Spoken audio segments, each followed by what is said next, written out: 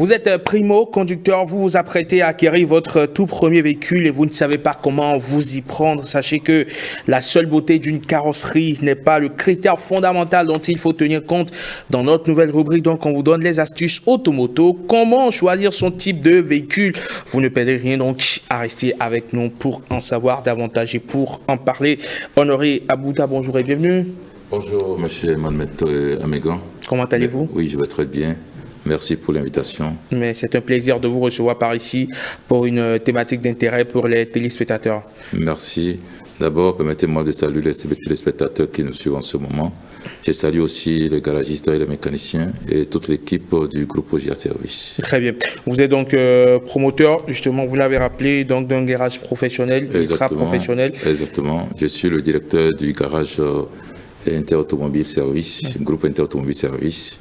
Et voilà, nous sommes spécialisés dans la maintenance et la réparation automobile. D'accord, très bien. Et donc, c'est avec vous donc qu'on va dérouler cette nouvelle rubrique désormais, oui. Automoto, qui nous permet d'en savoir davantage sur, évidemment, l'entretien des véhicules. Et pour ce tout premier numéro, on a choisi de mettre l'accent sur comment choisir son véhicule. Est-ce que vous pouvez nous dire, justement, les critères dont il faut tenir compte pour choisir son véhicule? Merci pour la question. D'abord, pour choisir une voiture, celui qui exprime le besoin d'achat d'une voiture doit tenir compte du type de la voiture qu'il faut pour ses besoins. Et deuxième chose, il faut tenir compte du coût de la consommation du carburant, le taux de la consommation du carburant du moins, et aussi le coût de la maintenance et les révisions préventives. Le troisième élément, il faut avoir un conseiller, un technicien de maintenance automobile, et qui respecte les règles de bulletin de service de maintenance recommandées par les constructeurs. Donc, dès que les éléments là vont se réunir, je pense que vous allez utiliser une voiture le plus longtemps que possible. Alors, il y a une idée fortement répandue aujourd'hui, en tout cas en ce qui concerne le commun des Béninois. On a tout fait de cataloguer certaines marques de véhicules, on va taire les marques bien sûr. Ouais. Il y en a de japonaises, il y en a de sud-coréennes, il y en a d'allemandes, il y en a de françaises. Et certaines personnes estiment qu'il y a certaines marques, il ne faut même pas s'en approcher. Est-ce qu'il y a des marques qui sont proscrites quand on veut choisir un véhicule? Non, je ne dis pas qu'il y a des marques de façon spécifique. Un peu comme je viens de le dire, il faut connaître le type de véhicule qu'il faut pour votre besoin. C'est-à-dire quoi? Je peux vous donner un exemple. Et le décembre dernier, nous avons été consultés pour finaliser l'achat d'une voiture chez un concessionnaire de la place. Oh, le monsieur qui a choisi sa voiture, le moteur de la voiture, la puissance, c'est 1.6. Arrivé sur le terrain, le commercial qui a proposé le véhicule, lui, il a montré encore un autre véhicule. Oh, la puissance de moteur est 1.8. Alors, le besoin que le client avait exprimé... Quelle est la différence entre les deux, 1.6 et 1.8? Oh, c'est le volume cylindrique de la voiture, c'est un peu technique. D'accord. Dès que le volume cylindrique est augmenté, la puissance du véhicule est augmentée. C'est un peu technique. Voilà. Donc, en réalité, ce dont le client avait besoin, c'est un véhicule pour les navettes de la ville, aller à l'école, au service, les allers-retours, aller chercher les enfants et autres. Là. Ça veut dire que lui n'a pas besoin forcément la puissance 1.8 pour le besoin qu'il avait exprimé. Mais sur ce point, par exemple, nous lui avons dit, parce que quand le commercial lui avait proposé le 1.8, il était dans l'embarras de choix parce que ça là, c'est plus puissant que le 1.6. Donc, en réalité, nous lui avons dit non. Le 1.6, en réalité, le taux de consommation du carburant est moins. Et aussi, vous savez que les compagnies d'assurance, pour calculer la valeur de l'assurance, ils tiennent compte de la puissance. Ça veut dire que si la puissance du moteur est moins, le coût de l'assurance aussi est moins. Et en plus de ça, le 1.8 pour le choix qu'il a fait est convenable pour ce qu'il veut faire avec la voiture. Sur ce point, par exemple, nous lui avons dit c'est le 1.8 qui correspond à vos besoins. Donc, sur ce point, par exemple, il faut définir le type de la voiture qu'il faut pour votre besoin, peu importe la marque. Voilà. D'accord, donc il n'y a pas de marque qu'il faut éviter à tout prix. Non. L'essentiel est qu'il faut avoir un conseiller. Un technicien compétent qui maîtrise le respect des règles de bulletin de service de maintenance. Parce que tout est là, par exemple. Si la personne ne maîtrise pas les règles de suivi qu'il faut, par exemple, les recommandations des constructeurs, mais vous pouvez acheter n'importe quel type de voiture, vous allez passer à côté. Voilà. Donc, il faut un technicien qui maîtrise aussi le suivi recommandé par les constructeurs. Alors, il y a certaines personnes qui ont pris peut-être un même véhicule, un même type de véhicule, des gens qui ne se connaissent pas forcément, mais qui ont eu le même type de problème sur la durée. Et donc, en partant de ces expériences, de ces mauvaises expériences des uns et des autres, on finit par cataloguer, on finit par sortir la sentence. À ce type de véhicule, à souvent tel genre de problème. Donc, on n'achète plus et on répond, on ventile l'idée dans l'opinion. Non, ça c'est... En réalité, sûrement, il y a un critère de la maintenance, sûrement que ces techniciens qui avaient eu la chance d'intervenir sur ces véhicules-là n'ont pas pu connaître. Ça, c'est une vérité. Parce qu'aucun constructeur ne met un véhicule sur le marché et vous allez commencer par avoir des problèmes comme ça. Et de deux, les problèmes que nous rencontrons sur les véhicules, si un véhicule n'est pas vraiment adapté, nous avons aussi le bulletin de rappel de ces véhicules-là qui démontre un peu les dysfonctionnements que ce type de véhicule présente. Donc, je ne confirme pas cela. Et sûrement, il y a des critères de maintenance qui n'ont pas été respectés. Alors, il y a aujourd'hui deux façons d'acheter son véhicule. Évidemment, soit aller chez un concessionnaire pour aller acheter un véhicule neuf, soit aller sur le parc pour aller acheter un véhicule d'occasion, les véhicules d'occasion comme on les appelle. La plupart des Béninois, en raison du pouvoir d'achat, se tournent vers la seconde option. Est-ce que c'est l'option la plus économique? Oh, parce que vu le coût de la vie du pays, l'option la plus économique, c'est aussi une option. C'est quoi? Celui qui a envie d'acheter un véhicule au pôle, un véhicule d'occasion, la première des choses, il faut un technicien de maintenance automobile qui va pouvoir l'aider à faire un bon choix. Parce qu'avant d'acheter une voiture, il faut s'assurer que le véhicule est en état. La plupart des véhicules là que nous recevons dans nos ports et autres, vous savez que généralement, c'est des véhicules qui sont déjà amortis et qui ont des petits soucis autour.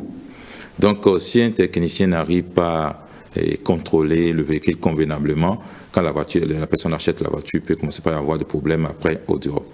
Donc, en réalité, on peut aller au port acheter une voiture, mais il faut trouver un conseiller qui doit pouvoir vous aider et à préciser, à certifier l'état de la voiture. Sinon, honnêtement, si on ne certifie pas l'état de la voiture, il y a encore d'autres phénomènes qui se passent dans les lieux de vente de véhicules d'occasion, où la voiture est venue au port avec beaucoup de petits problèmes, et ça s'arrange là, et puis celui qui a envie d'acheter une voiture, il achète sans savoir que les choses ont été déjà arrangées sur place. Voilà. Donc, normalement, on peut aller au port acheter une voiture, mais il faut prendre des mesures avec des techniciens compétents qui vous permettent de contrôler, qui va vous aider du moins de contrôler et confirmer l'état de la voiture. Et quand on veut acheter justement un véhicule, quels sont les aspects techniques qu'il faut contrôler? L'état du moteur, l'état de la boîte de vitesse, qu'est-ce qu'il faut contrôler fondamentalement? Bon, je viens de dire tantôt, avant d'acheter une voiture, d'abord il faut tenir compte du taux de consommation de carburant de la voiture. Si ça permet de se planifier. Ou un V6, voilà. Ou un V8, voire même un V12. Exactement, il faut tenir compte du taux. Tout ça a rapport avec le type de la voiture qu'il faut, dont je disais tout à l'heure. Parce que vous voulez acheter une voiture, il faut tenir compte du taux de consommation de carburant. En dehors de ça, il faut connaître le coût de la maintenance. Avec les bulletins de service de maintenance, nous arrivons à déterminer quel est le coût de la maintenance pour les révisions préventives périodiques. Voilà.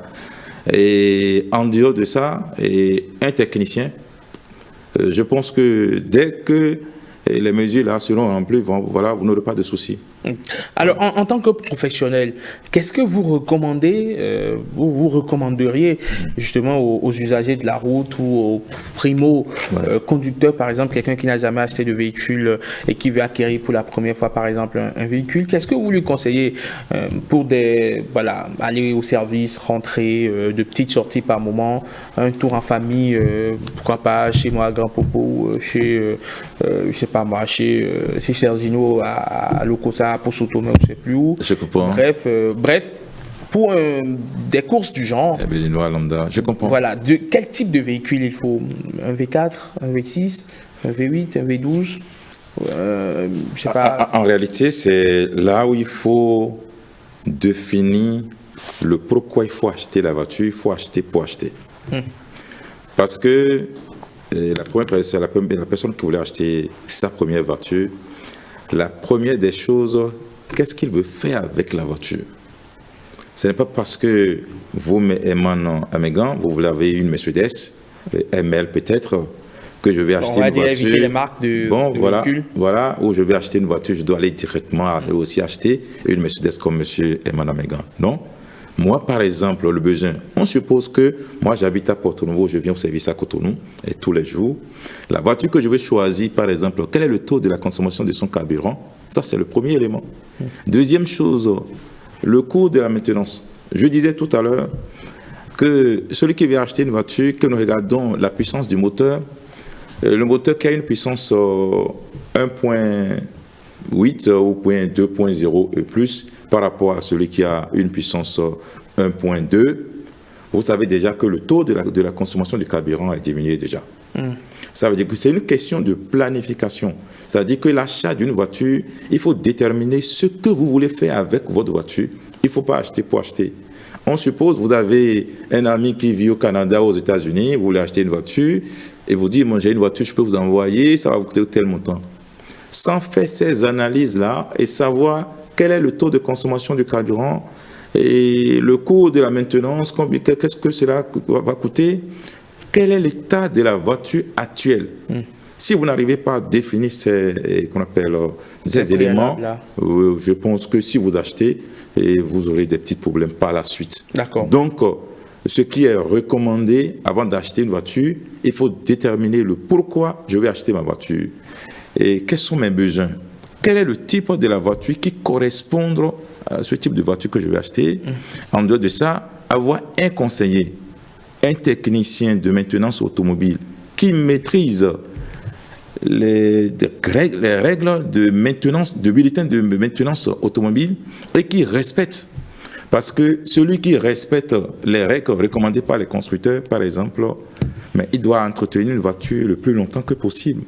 Donc, il faut juste tenir compte du pourquoi nous voulons acheter la voiture, quel est le type de la voiture qui est adapté. Je pense que vous allez faire un choix, et peu importe la marque. D'accord. Voilà. Et de votre expérience donc de professionnel, quelle est la marque qui résiste ou quelles sont les marques qui, on va éviter d'appeler le nom donc de marques, les allemandes, les sud-coréennes, les japonaises, les françaises, de votre expérience, si vous devez conseiller quelqu'un? Vous savez, en matière de voiture, le goût est relatif. Et puis, c'est acheter une voiture, c'est son plaisir personnel. Moi, je ne recommande aucune marque à personne. Si son goût est défini, c'est-à-dire que son choix est porté sur une marque, on peut lui expliquer, mais voilà, avec cette marque, il y a tel inconvénient, il y a tel avantage. On va juste tenir compte de ces avantages-là et puis entretenir la voiture continue. Voilà. Il y a des véhicules qui sont réputés avoir presque tous les mêmes problèmes. On vous dit tel véhicule a souvent des problèmes de rotule, a souvent des problèmes, je ne sais pas moi, de ci ou de ça. Des problèmes de boîte à vitesse. Des problèmes de boîte à vitesse qui sont des problèmes qui sont généralement, on va dire, reconnus pour ces types de véhicules. Quand vous avez un client qui vous conseille ou qui vous demande conseil, qui vous dit qu'il va acheter ce type de véhicule, sachant pertinemment, ou que vous savez pertinemment que c'est des véhicules réputés pour ce genre de problème, est-ce que vous pouvez l'en dissuader? Oui, c'est possible. Si nous sommes conscients que telle marque, les défauts de telle marque, voilà ce que ça présente, voilà les failles de telle marque, on peut facilement dire à notre client non, et mieux vaut acheter telle marque. Maintenant, avant que nous arrivons sur ce terrain, nous regardons simplement l'aspect économique. Voilà. Sinon, il y a encore d'autres réalités. D'autres réalités, vous savez, la plupart des véhicules que nous recevons sur notre continent ne sont pas des véhicules qui sont forcément fabriqués pour notre climat. Voilà. Donc, il y a aussi ces impacts-là et ces difficultés-là que nous rencontrons et qui fait que un certain nombre de problèmes sont des problèmes de façon spécifique pour un certain nombre de types de voitures. Maintenant, si les mesures sont prises, et je pense que la personne aussi peut utiliser sa voiture. Pour moi, par exemple, le technicien qui maîtrise le bulletin de service de maintenance recommandé par le constructeur, s'il respecte là, je pense que le reste, par exemple, on peut suivre. Je peux aussi vous donner un exemple. Et nous avons un client chez nous qui avait acheté une voiture qui a régulièrement un problème, qui pose régulièrement un problème lié à son moteur. Mais j'ai fait une tour à Paris, j'ai été voir le concessionnaire pour demander, mais voilà, pourquoi nous avons régulièrement ce type de problème. Mais ce que le constructeur a évoqué comme problème, d'abord, il ne savait pas que j'ai quitté dans un autre pays. Mais la première question qu'il m'a posée, il a demandé quel est le type de carburant que vous utilisez. Parce que sur cette voiture, de façon spécifique, il y a le type de carburant qui est adapté à ce type de voiture. Maintenant, si vous n'avez pas ce type de carburant, par exemple, il faut aller chez les accessoiristes qui vont vous conseiller les additifs qu'il faut ajouter dans le carburant à chaque fois que vous achetez du carburant. Donc voilà un exemple parmi tant d'autres. D'accord. Voilà. Donc on traîne des problèmes avec nos véhicules, alors qu'en réalité le problème est dû peut-être à la nature du carburant, à la nature de l'huile à moteur que nous utilisons. Oui. La plupart du temps, et faute de connaissances. Hein? En réalité, faute de connaissances. Parce que celui qui a fabriqué sa voiture, il détermine comment il faut l'entretenir. Maintenant, si vous négligez ce qu'il a recommandé, vous allez ramasser simplement les inconvénients qui vont se tourner autour. Donc, en réalité, c'est ça. Très bien. Voilà. Monsieur Abouta, merci beaucoup de nous avoir éclairé donc, sur cette toute première thématique de notre nouvelle série à découvrir donc désormais les mercredis. Automoto, bien sûr. Comment choisir son véhicule? On espère qu'on vous a éclairé à bien des égards et que vous saurez faire le choix qu'il vous faut en temps opportun si vous avez envie de prendre votre premier véhicule ou si vous en avez déjà un et que vous avez envie de le changer. Parce qu'il y a des gens aussi qui achètent des véhicules et qui se rendent compte par la suite que vraiment la carburation, vraiment, c'est pas évident. Hein. Ah oui, les mesures n'ont pas été prises au départ, avant l'achat de la voiture. Les mesures n'ont pas été prises au départ.